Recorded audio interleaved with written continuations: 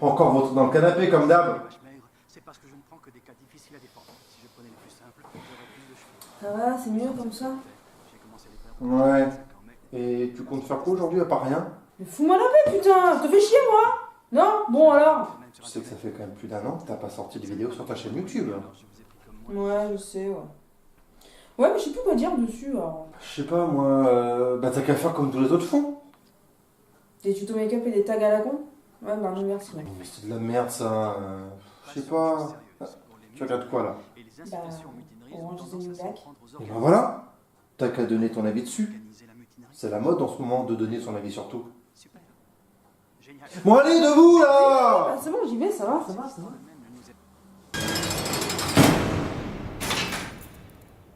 Orange is the New Black est une série Netflix créée par Jenji Kohan en 2013 et qui raconte comment Piper Chapman, une jeune femme plutôt aisée, se retrouve en prison pour 15 mois à cause d'une connerie qu'elle a faite quelques années auparavant. Ouais bon, c'est pas de la petite connerie non plus, elle a quand même transporté une valise pleine de pognon, pognon qui vient du trafic de drogue bien évidemment, et tout ça pour sa nana de l'époque, Alex Voss. D'ailleurs, cette série est issue d'une histoire vraie. Bon, le seul truc c'est que... les photos des actrices, les photos des vrais Piper et Alex. Ça a moins de charme d'un coup, hein. Je suppose que si vous êtes là, c'est que vous avez vu la série depuis la première saison, donc je ne vais pas m'étendre sur les précédentes, mais uniquement aborder la saison 6 qui est sortie en juillet dernier. Si vous ne l'avez pas encore vue, il vous reste approximativement 3 secondes pour quitter la vidéo. C'est bon? On est tous entre gens qui ont vu la saison 6 intégralement? Alors c'est parti. Oups, je reviens. Alors, donc, la saison 6, qu'est-ce que j'en ai pensé? Eh ben, dans l'ensemble, j'ai vachement bien aimé, en fait. J'ai trouvé que ça changeait énormément et je pense que c'est carrément le but des réalisateurs et des personnes qui ont fait la série, de changer par rapport à la saison 5 où en fait on était au centre de la mutinerie, on était carrément absorbés, en fait on était avec elle, avec toutes ces nanas qui se battaient pour faire valoir leurs droits. Et là en fait on se retrouve dans un tout autre endroit, qui n'a rien à voir, dont on a entendu parler mais qu'on n'a jamais vraiment vu, au lieu d'une prison de sécurité minimale, donc quand elles sont dans les dortoirs où tout est ouvert, où voilà, c'est on va dire la prison cool, là on les retrouve au QHS, donc quartier haute sécurité, donc voilà, on se sent passer d'un moment de liberté, parce que la mutinerie c'était carrément ça, c'était un moment de liberté. Elles étaient en pleine rébellion et en fait on était contente avec elles qu'elles aient un petit peu de liberté, genre avoir des téléphones portables, pouvoir se maquiller, avoir accès à internet et tout ça.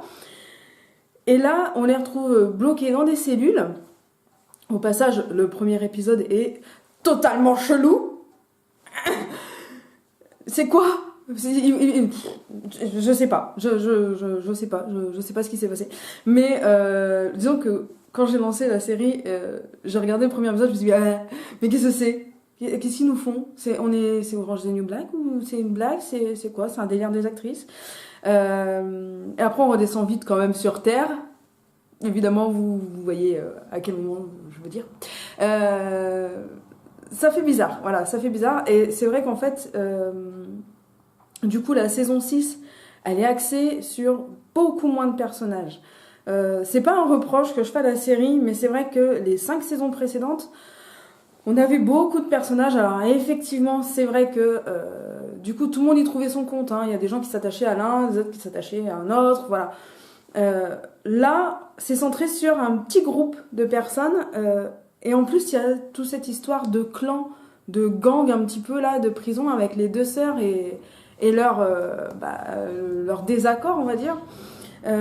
Ça les fait s'affronter les unes contre les autres. Et je pense que c'est un besoin que la série avait, qui est de l'action, mais envers les personnes de Litchfield telles qu'on les a connues, enfin de quartier minimal, de sécurité minimale du moins. Des affrontements entre des personnes qui de base s'aimaient bien.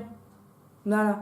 Donc je pense que ça fait du bien, ça donne un petit peu de peps et on reste moins dans notre train-train quoi. Alors évidemment, il y a eu de très très grosses surprises notamment le couple Daya et Deidi, je voyais le truc venir, mais je me disais non, bah non, non, c'est pas possible. Ah, et puis bah si en fait, je trouve que ce couple on s'y attache beaucoup parce que on voit que ça se fait, on n'arrive pas en plein milieu d'une relation, c'est-à-dire qu'on voit que la relation est en train de se faire et on s'y attache parce que c'est une relation un peu, c'est le chat et la souris quoi. Et on se dit que c'est peut-être pas tout à fait clean comme relation parce qu'il y a en même temps le trafic, il y a tout ça.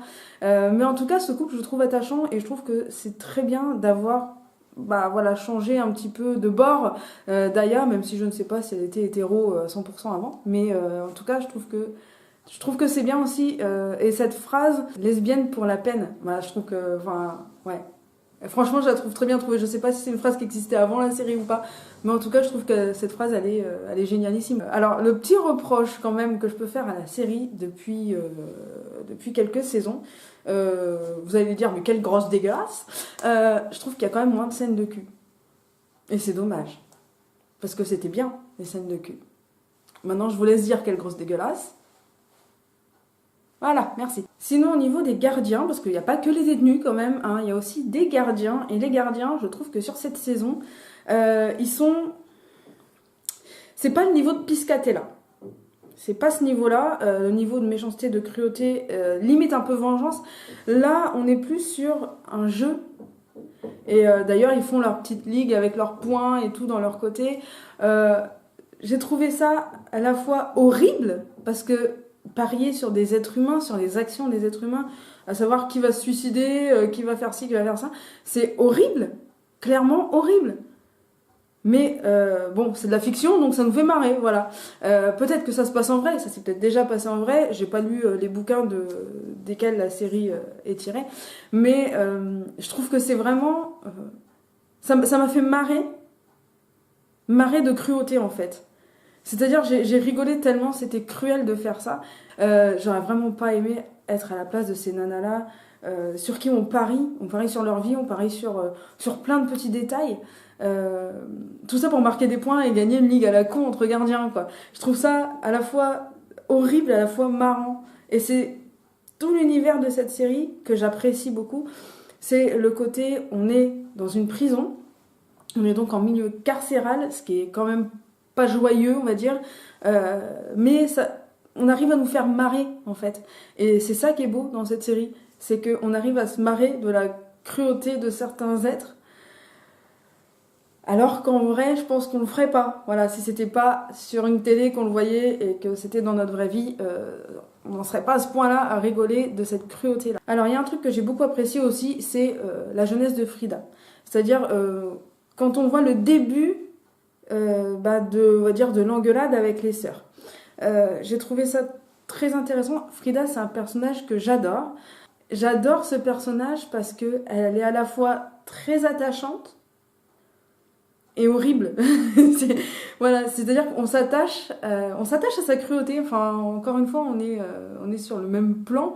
C'est-à-dire qu'il y a des personnages qui sont très cruels et on s'attache à eux parce qu'ils sont cruels et parce qu'on trouve ça...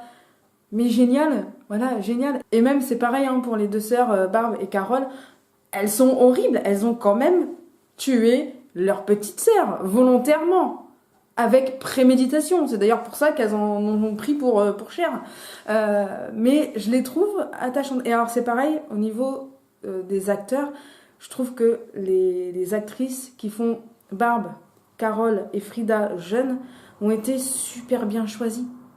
Alors, moi, je trouve une ressemblance. Bah, après, c'est peut-être normal, ça se trouve, c'est normal. Et ça se trouve, non, c'est juste mes yeux qui... Voilà. Mais je trouve qu'elles se ressemblent beaucoup. Elles font vraiment... Enfin, je me dis pas... Ah, bah, ils ont pris des actrices plus jeunes pour faire ces actrices-là. Non, je me dis que c'est les mêmes, en fait, quand je regarde la série. Voilà, je me pose même pas la question. Parce que je trouve que les actrices sont très, très, très bien choisies. Et qu'elles sont très bien dans leur rôle aussi. C'est-à-dire que on voit que c'est des nanas, on va dire, plutôt féminines, plutôt gracieuses, enfin, je sais pas comment on peut dire, mais voilà, des nanas, et des nanas qui sont au lycée aux États-Unis dans les années je ne sais combien.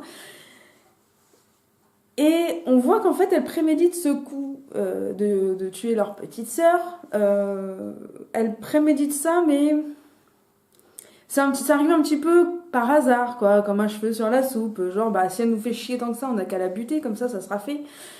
Pourquoi pas, voilà. Et avoir ce jeu d'acteur-là, de dire des choses tellement cruelles qu'on n'oserait même pas les dire dans la vraie vie, avec grâce et élégance, bah, je trouve que c'est quand même vachement bien, quoi. Donc en fait, la saison 6, pour moi, c'est vraiment le dur retour à la réalité après une très grande récréation qui était la saison 5, en fait.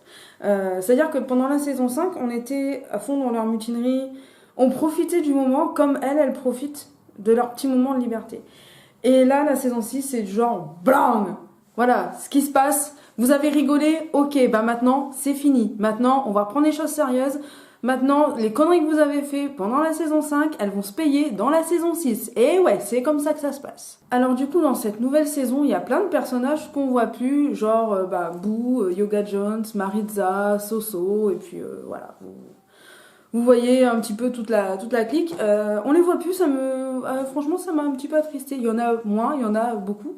La saison 7 sera apparemment la dernière, mais peut-être qu'on les reverra, ou voilà, on verra par la suite. Mais en tout cas, c'est vrai que j'étais un petit peu déçue, même si j'ai trouvé que c'était quand même sympa de centrer l'histoire que sur un petit groupe de personnes. J'aurais aimé juste voir un petit peu ce qu'il advient de leur cas. Genre, ne serait-ce que 2-3 minutes, quoi. Voilà, juste histoire de les voir. Donc c'est vrai que quand on s'attache à des personnages, après, ne plus les voir, et sans explication, en fait. On a l'explication à moitié, c'est-à-dire que oui, on sait qu'ils ont été un peu éparpillés dans les diverses prisons. Mais elles sont où? Elles font quoi? Enfin, voilà, on est laissé au dépourvu. Donc, on va dire que c'est un mini-reproche de la saison, même si j'en tiens pas compte, parce que, évidemment, comme je vous ai dit, je préfère avoir l'histoire centrée sur moins de personnages, finalement, parce que c'est un petit peu plus facile à suivre. Louschek. Alors, Louschek, je crois que c'est le gardien préféré de tout le monde. Et si c'est pas le cas, en tout cas c'est le mien. Voilà, c'est mon gardien préféré parce qu'il il est à côté de ses pompes, il est complètement déjanté, il a la ramasse, il aide. En fait, c'est un gentillet, quoi. Voilà. Et la saison 5, pendant la mutinerie, on va pas déblatérer non plus là-dessus, mais on va dire qu'il avait un petit trait de caractère qui était plutôt amusant. Il y a des petits clins d'œil un peu d'ailleurs dans la saison 6. On a découvert un petit peu sur lui, pour moi je le considère comme un petit fragile. Alors attention, pas l'acteur, hein, je parle bien du personnage de Louschek. Je le considère comme un petit fragile, qui se laisse embobiner, qui se laisse manipuler par toutes ces nanas qui sont autour de lui. D'ailleurs, sa technique pour faire rentrer les téléphones, j'adore. Enfin, je veux dire, c'est tellement bien trouvé. Allez, petit cours de Zumba. Qu'est-ce qui se passe? On met de la musique. Tous les jours, un nouveau téléphone. Bim, bam, boum. C'est orchestré, mais nickel chrome. D'ailleurs, j'ai été super déçue que Gloria et Louschek finissent pas ensemble. Il y a eu un petit début, il y a eu un petit truc, et non, et... Bon, c'est sûrement, il y a sûrement une bonne raison, je vais pas remettre en cause quoi que ce soit, il y a sûrement une bonne raison pour que ce ne se soit pas fait. Alors, sur les réseaux sociaux, je vois souvent des gens dire qu'ils détestent Piper. Moi, pas spécialement, non. Non. Non, moi, par exemple, Badison, je la porte pas spécialement dans mon cœur, quoi. Disons que j'aime bien son côté racaille, je me rebelle, je veux faire la méchante, bouh, regardez-moi comme je suis pas une bonne personne et machin. Alors qu'en fait, elle se fait plus malmener qu'autre chose, quoi. Voilà, ça représente aussi peut-être un petit peu ce qui peut se passer dans notre société par moment, c'est-à-dire que quand on est, on va dire, un peu maltraité, on peut maltraiter par la suite. Je pense que Badison, c'est juste une personne qui ne sait pas trop vers qui aller, elle sait pas ce qu'elle doit faire, en fait. Et du coup, elle essaie de se tourner vers les personnes qu'elle pense pouvoir l'aider, sauf que finalement, elle se retrouve un petit peu esclave, en fait. J'avais l'impression que c'était une méchante, mais qui finalement était sous l'influence d'autres méchants et qui se faisait un petit peu réduire en esclavage par ces personnes-là. Et finalement, en fait, ça rassure. Parce qu'on se dit, ouais, elle est méchante, mais elle se fait maltraiter derrière, elle se fait défoncer, donc bon, voilà, t'es méchante, mais t'es punie pour ta méchanceté, quoi. Alors du coup, c'est vrai que dans cette saison-là, on est quand même un petit peu plus renfermé, c'est-à-dire qu'on voit un peu moins ce qui se passe à l'extérieur, on est vraiment au cœur de la prison. Même quand il y a des flashbacks, les flashbacks, c'est sur l'histoire de ce qui s'est passé avec les deux sœurs et Frida, toujours dans la prison, donc c'est vrai qu'on sort un petit peu moins quand même, jusqu'à la fin, jusqu'au moment où ils jouent à la baballe et que voilà, ils sortent enfin de la prison. Et c'est vrai que du coup, en fait, on s'imagine pas, mais ça doit être quand même assez dur de passer du milieu carcéral, mais de sécurité minimale, au quartier de haute sécurité. Voilà, bon, c'est normal, elles ont fait des conneries, donc voilà, elles ont fait une mutinerie. Elles le méritent un petit peu quand même, mais c'est vrai que on se rend pas compte qu'en fait elles ont eu beaucoup de liberté et d'un seul coup elles sont passées à plus du tout de liberté, à dormir tous à dormir dans des cellules toutes petites avec les toilettes dedans, tu fais ton pipi, ton caca devant tout le monde, c'est la fête. On a Caputo aussi. Caputo avec ses histoires de cul tout le temps, ses histoires d'amour et de cul, enfin là on sait plus trop du coup, mais voilà, Caputo qui est quand même, au fond, un gentil. Moi, j'ai de la peine pour lui, en fait. J'ai de la peine sur certains plans, notamment le fait qu'il ait essayé des testis pour son procès et tout, et que finalement, ça a servi à rien. D'ailleurs, cette injustice totale pour le procès de Testy, enfin, je veux dire, là, ça brise, quoi. On se dit jusqu'à la fin, ils vont réussir quand même à prouver que c'est pas elle qui a fait ça. Eh ben non. Voilà. Donc, d'un autre côté, la série, elle montre aussi que la justice n'est pas toujours ce qu'elle devrait être. Et je trouve que c'est important, parce que c'est le cas par moments. Je veux dire, il y a des moments, il y a des innocents qui vont en prison. Et malheureusement, ça existe. Et la série retransmet bien ce point de vue. De se dire que voilà, vous avez peut-être rien fait et on va vous accuser, on va vous enfoncer. Et on va essayer de trouver de chaque petit truc que vous avez fait avant, pour vous entasser de plus en plus jusqu'à rendre le verdict coupable. Voilà. Et puis d'ailleurs, même quand les gens sont coupables réellement et qu'ils vont en prison, c'est pas pour autant que tout s'arrête pour eux. Hein. Je pense notamment à la détenue qui se fait totalement maltraiter parce qu'apparemment elle a tué ses enfants. Eh ben, vous voyez, ça, limite, enfin, c'est pareil, c'est une personne, on la sent un peu fragile, mais on se dit, mais meuf, de toute façon, si t'as fait ça, c'est tellement cruel, ben ouais, tu le mérites, quoi. Je veux dire, moi, je le ferais pas personnellement de maltraiter quelqu'un pour cette raison-là et pour quelle autre raison, je m'en fous. Je ne le ferais pas, mais disons que dans de la fiction, dans la série, on se dit ouais, carrément, c'est bien fait pour ta gueule, quoi. C'est un peu comme Madison qui se fait un peu malmener et mener à la baguette surtout. Voilà, c'est clairement, en fait, c'est bien fait pour sa gueule, quoi. C'est méchant de dire ça, mais encore une fois, ce n'est que de la fiction. J'en veux pas aux actrices, j'en veux aux personnages. Donc voilà, je me dis que franchement, il y a des trucs qui sont vraiment très bien faits et très bien montrés. Et ça montre aussi que même si on est entouré de gens qui ont fait des choses malhonnêtes ou illégales, c'est pas pour autant qu'elles se serrent les coudes et tout. Et au contraire, quand t'as fait vraiment un truc horrible, un truc impardonnable, crois-moi, tu vas en chier, même en prison. Tu seras jamais tranquille. C'est clairement ça que ça veut nous dire, cette petite histoire, en fait, dans la série, c'est que quand t'as fait un truc impardonnable, t'en chies encore plus en prison que si t'étais à l'extérieur. Et d'ailleurs, parlons-en, là, les avocats dans cette série, enfin, je sais que dans la vraie vie, il y en a qui veulent vraiment, vraiment pas s'emmerder, ils se prennent pas la tête, mais là, voilà, je veux dire, même moi qui suis pas avocate du tout, j'aurais donné un petit peu plus de motivation, en fait, pour défendre les cas des détenus, parce que franchement, c'est vraiment genre, on se prend pas la tête. Et tu sais quoi, dis que t'es coupable, comme ça, voilà, c'est fait, c'est réglé, on n'en parle plus, on passe à la suite, voilà.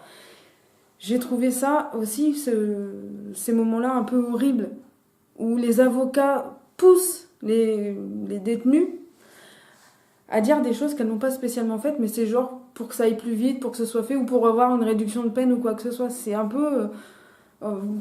voilà, avoir une réduction de peine pour un truc que de toute façon, c'est pas toi qui l'as fait. Voilà, en fait, les avocats, pour moi, j'ai trouvé qu'ils n'étaient pas du tout à l'écoute. Et c'est volontaire, je sais bien. Mais ce fait qu'ils soient vraiment en mode pas les couilles, quoi. C'est... ouais, c'est vraiment du genre, ouais, vas-y, je veux boucler le dossier au plus vite, donc tu dis ça et puis basta, on n'en parle plus, quoi. Et puis tiens, un petit café comme t'aimes bien, comme ça, je te mets dans la poche et puis basta. J'ai trouvé ça dégueulasse. Concrètement, dégueulasse. Et encore, le pire dans l'histoire, c'est Red. Parce que Red, là, non seulement elle a une coupe de cheveux de merde, parce que même quand ils essayent de lui réparer, c'est plus raide, hein, on est d'accord, c'est blondie, à la limite, ou grisouille, je sais pas, mais c'est plus raide en tout cas. Elle a sa famille qui vient pas tellement la voir, elle apprend qu'elle est cocu, bon, c'est pas ouf. Et en plus, elle s'associe avec des personnes douteuses, disons, hein. Des personnes avec qui, par exemple, moi, je m'associerais pas, hein, bon. Mais Red a pris cher, voilà, elle s'est fait balancer par ses potes. C'est... Dans ce monde-là, en fait, on a vraiment senti que c'était quelqu'un qui maternait beaucoup les autres, mais qui n'avait pas spécialement ce retour. C'est-à-dire que tout le monde a de la peine, a de l'empathie pour Red.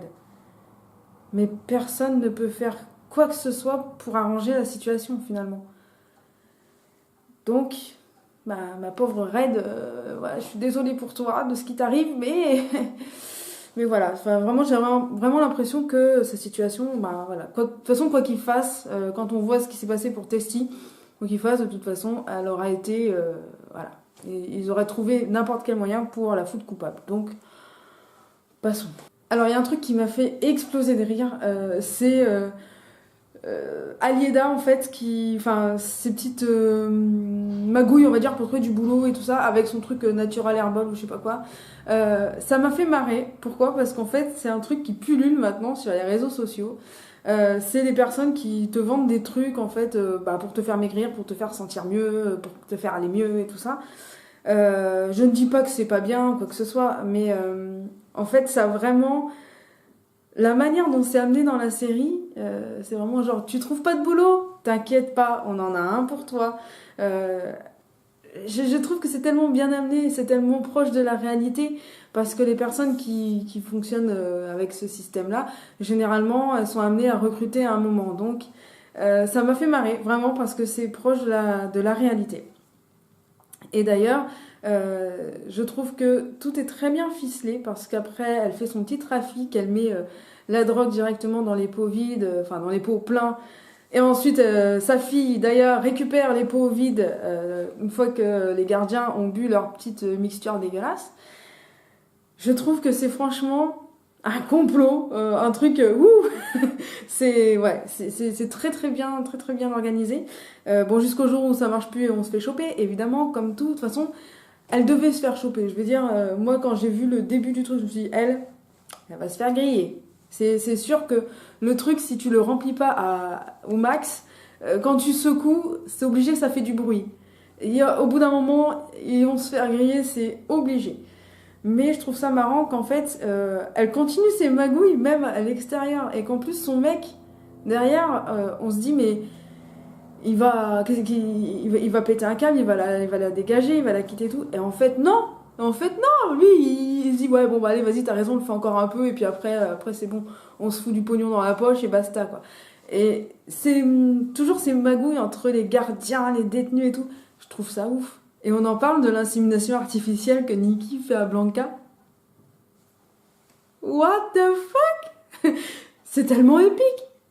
Mais, Nikki, Blanca, what? C'est ouf. C'est ouf. Et d'ailleurs, en parlant de Blanca, on va venir à la fin en fait de la série, le dernier épisode. Je sais pas pour vous, mais moi franchement, ça m'a brisé le cœur pour Blanca et son chéri. Il l'attend avec son joli bouquet de fleurs. Elle vient pas, et elle s'en va et elle pleure parce qu'elle sait qu'elle va dans le truc à la con là de l'autre connasse, pardon de m'énerver mais voilà, qui a créé son truc à Polycon là, enfin j'ai trouvé que c'était horrible. Et Piper, elle qui est libre, en fait on a vraiment le yin et le yang, le positif et le négatif. On a Piper qui est libre et qui s'en va, et on a Blanca qui croit s'en aller et qui en fait non, est juste transférée, son mec qui l'attend et ils ont envie de faire un enfant et tout, enfin ouais, franchement, la fin de la saison là, elle est très pesante. On a envie de voir la suite évidemment, mais on se dit merde, pourquoi ça a tourné comme ça quoi. Testy qui est victime d'une injustice immense avec son procès, et Blanca, voilà quoi. Le seul élément un peu positif, on va dire, c'est le mariage entre Piper et Alex. Est-ce qu'on avait vraiment besoin de Nikki en maître de cérémonie? Moi, je pense qu'ils n'avaient pas le choix. Mais je trouve ça hyper drôle. Le petit mariage juste avant la sortie de Piper, comme ça. J'ai pas préparé de discours, machin. Enfin, voilà, ça fait vraiment... Elle voulait un mariage de prison, et ben elle a eu son mariage de prison. Ça fait vraiment genre, tiens, voilà ma chérie, tu voulais, et ben voilà, c'est un petit cadeau, et puis on se revoit très vite, ciao, quoi. Disons qu'il y a toujours, en fait, dans Orange is the New Black, il y a toujours un peu de positif dans beaucoup de négatif. Donc là, c'est vrai qu'on a l'élément un petit peu positif, quoi. Puis derrière, on a aussi Lorna avec son bébé, et on ne sait pas est-ce qu'elle l'a perdu ou pas, parce que de mémoire, elle n'est pas à 9 mois de grossesse, quoi. Elle doit être à 7-8 mois, un truc comme ça, mais voilà, quand tu perds du sang, c'est pas génial. Donc on n'en sait pas plus, on en saura plus à la prochaine saison, je suppose. Enfin, j'espère, parce que si vous nous dites pas, je vous retrouve et je vous enferme en prison. Voilà, ça, vous saurez ce que ça fait. Mais c'est très lourd en fait. La fin de la saison est très très lourde à supporter, parce que on a ces petits côtés positifs, et puis d'un seul coup on a Blanca, on a Lorna, on a Testy qui se retrouve victime. Enfin voilà, il y a beaucoup d'éléments négatifs qui t'arrivent d'un coup et qui sont un drame en fait. C'est dramatique. Enfin, moi je vois ça comme ça. Je veux dire, quand on croit qu'on va sortir de prison et qu'en fait on y est toujours, c'est voilà. Au moins les locaux seront peut-être neufs. C'est déjà ça qu'il faut se dire. Ce sera peut-être un peu moins vétuste que ce qu'ils ont connu avant, mais c'est pas non plus génial quoi. Voilà, donc en gros, pour résumer, j'ai vraiment beaucoup apprécié cette saison, même si j'ai des petits trucs que j'aurais préféré voir et que je n'ai pas vu, ou des trucs que j'aurais préféré pas voir et que j'ai vu, genre le Tchèque qui danse par exemple. Mais en tout cas, j'attends la saison 7 avec impatience, et j'ai lu un peu partout que ça serait peut-être la dernière. Ça me chagrine un peu, j'attends de voir en fait quelle fin ils vont donner à la série, et surtout de savoir comment ça va se dégoupiller un petit peu pour les personnages où on nous a laissé un petit peu sans suite. Voilà. C'est-à-dire que Piper est libre, certes, mais c'était quand même l'élément principal de la série, donc je pense qu'on va quand même suivre un petit peu ce qui se passe même pour elle à l'extérieur. Et j'ai hâte de savoir aussi comment elle vit sa liberté. Voilà, j'espère que cette vidéo vous a plu. N'hésitez pas à vous abonner à la chaîne et à me rejoindre sur les réseaux sociaux pour voir les prochaines vidéos. Ciao!